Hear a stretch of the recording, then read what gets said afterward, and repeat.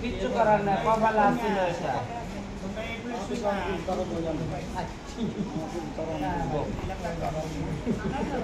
তোমার নাম কি?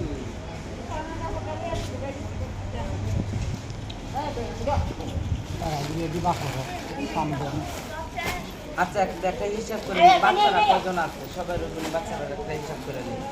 আর মায়েরা যারা আছে তারা লেগে গেঞ্জি আলাদা আছে, মেয়েরা